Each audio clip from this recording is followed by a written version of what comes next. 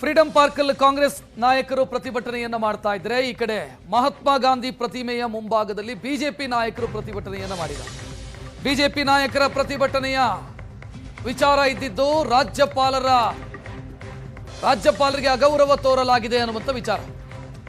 ಮೊನ್ನೆ ಜಂಟಿ ಅಧಿವೇಶನ ಆರಂಭ ಆದಂತ ಸಂದರ್ಭದಲ್ಲಿ ರಾಜ್ಯಪಾಲರು ನಿರ್ಗಮಿಸುವ ವೇಳೆ ಕಾಂಗ್ರೆಸ್ನ ಸದಸ್ಯರು ಅಗೌರವ ತೋರಿದ್ದಾರೆ, ಅವರ ವಿರುದ್ಧ ಕ್ರಮ ಕೈಗೊಳ್ಳಬೇಕು ಅಂತ. ಬಿಜೆಪಿ ಪ್ರತಿಭಟನೆಯ ದೃಶ್ಯಗಳಿವು. ಮಹಾತ್ಮ ಗಾಂಧಿ ಪ್ರತಿಮೆಯ ಮುಂಭಾಗ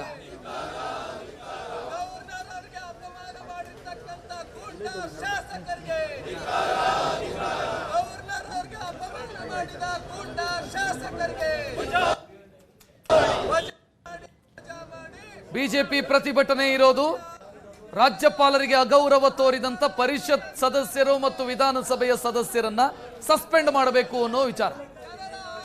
ಜೊತೆಗೆ ಬೇರೆ ಬೇರೆ ಕಾನೂನು ಸುವ್ಯವಸ್ಥೆ ಹದಗೆಟ್ಟಿದೆ, ಅಬಕಾರಿ ಇಲಾಖೆಯಲ್ಲಿ ಭ್ರಷ್ಟಾಚಾರ ತಾಂಡವವಾಡ್ತಾ ಇದೆ, ಸಚಿವರ ಹೆಸರು ಕೇಳಿ ಬಂದಿದೆ, ಅವರನ್ನ ರಾಜೀನಾಮೆ ತಗೋಬೇಕು, ಇದೆಲ್ಲ ವಿಚಾರವನ್ನ ಮುಂದಿಟ್ಟು ಅವರು ಪ್ರತಿಭಟನೆ ಮಾಡಿದ್ರೆ. ಕಾಂಗ್ರೆಸ್ನ ಪ್ರತಿಭಟನೆ ಮನ್ರೇಗಾ ಯೋಜನೆಯ ಹೆಸರನ್ನ ಬದಲಾಯಿಸಿರೋದು ಮತ್ತು ನಿಯಮಗಳಲ್ಲಾಗಿರುವಂತಹ ಬದಲಾವಣೆ, ಇದನ್ನು ವಿರೋಧಿಸಿ ಕಾಂಗ್ರೆಸ್ ಪ್ರತಿಭಟನೆ ಮಾಡ್ತಾ ಇರೋದು. ಎರಡೂ ದೃಶ್ಯಗಳು, ಫ್ರೀಡಂ ಪಾರ್ಕು, ವಿಧಾನಸೌಧದ ಗಾಂಧಿ ಪ್ರತಿಮೆಯ ಮುಂಭಾಗ, ಎರಡು ದೃಶ್ಯಗಳನ್ನು ನೋಡ್ತಾ ಇದೆ. ಗುಂಡಾ ಸರ್ಕಾರ ಅಂತ ಹೇಳಿದೆ. ಕಾರಣ ಏನು ಅಂತ ಹೇಳಿದ್ರೆ, ಗೌರವಾನ್ವಿತ ರಾಜ್ಯಪಾಲರು ಜಂಟಿ ಸದನವನ್ನ ಉದ್ದೇಶಿಸಿ ಮಾತನಾಡೋದಕ್ಕೆ ಸದನಕ್ಕೆ ಬಂದಂತ ಸಂದರ್ಭದಲ್ಲಿ ಯಾವ ರೀತಿ ಕಾಂಗ್ರೆಸ್ ಪಕ್ಷದ ಗುಂಡಾಗಳು ಸದನದ ಒಳಗಡೆ ರಾಜ್ಯಪಾಲರ ಜೊತೆ ದುರ್ವರ್ತನೆ ಮಾಡಿದ್ದಾರೆ ಅನ್ನೋದನ್ನ ಇಡೀ ದೇಶದ ಜನ ನೋಡಿದ್ದಾರೆ. ನಾನಿವತ್ತು ಕಾಂಗ್ರೆಸ್ ಸರ್ಕಾರಕ್ಕೆ ರಾಜ್ಯದ ಮುಖ್ಯಮಂತ್ರಿ ಕೇಳೋದಕ್ಕೆ ಇಚ್ಛೆ ಪಡ್ತೇನೆ. ಇವತ್ತು ರಾಜ್ಯಪಾಲರು ಅಂತ ಹೇಳಿದ್ರೆ ಜೀತದಾಳು ಅಂತೇಳಿ ಭಾವಿಸಿದಂತ ಕಾಣ್ತಾ ಇದೆ. ಇನ್ನೂ ಕೂಡ ಈ ಕಾಂಗ್ರೆಸ್ನವರು ಇಂದಿರಾ ಗಾಂಧಿಯ ದಿನಗಳು ಇತ್ತು, ರಾಜ್ಯಪಾಲರನ್ನ ಜೀತದಾಳು ತರ ನೋಡ್ಕೊಳ್ತಾ ಇದ್ರು. ಇನ್ನೂ ಅದೇ ಭ್ರಮೆನಲ್ಲಿ ಇವತ್ತು ಸಿದ್ದರಾಮಯ್ಯ ಸರ್ಕಾರ ಕಾಂಗ್ರೆಸ್ ಬೇಲಿನೇ ಎದ್ದು ಹೊಲ ಮೇಯೋ ಸ್ಥಿತಿಗೆ ಬಂದಿದೆ.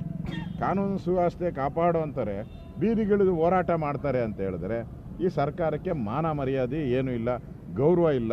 ಮುಖ್ಯಮಂತ್ರಿ ಆದರೂ ಬುದ್ಧಿ ಹೇಳಬೇಕಾಯಿತು. ಅವರು ಇದಕ್ಕೆ ಬೆಂಬಲವನ್ನು ಕೊಡ್ತಾ ಇದ್ದಾರೆ ಅಂದರೆ ಎಂಟೈರ್ ಸರ್ಕಾರ ಇವತ್ತು ಭ್ರಷ್ಟಾಚಾರದಲ್ಲಿ ಮುಳುಗಿದೆ. ಅದನ್ನು ಡೈವರ್ಟ್ ಮಾಡೋಕ್ಕೋಸ್ಕರ ಮತ್ತು ಇವರಿಬ್ಬರ ಜಗಳ, ಮುಖ್ಯಮಂತ್ರಿ ಚೇರ್ ಜಗಳ, ಇದನ್ನು ಡೈವರ್ಟ್ ಮಾಡೋಕ್ಕೋಸ್ಕರ ಕೇಂದ್ರ ಸರ್ಕಾರದ ಮೇಲೆ ಗೂಬೆ ಕೂಸೋಕ್ಕೋಸ್ಕರ ಇವತ್ತು ಪ್ರತಿಭಟನೆಯನ್ನು ಮಾಡ್ತಾರೆ. ನಾಚಿಕೆ ಆಗಬೇಕು.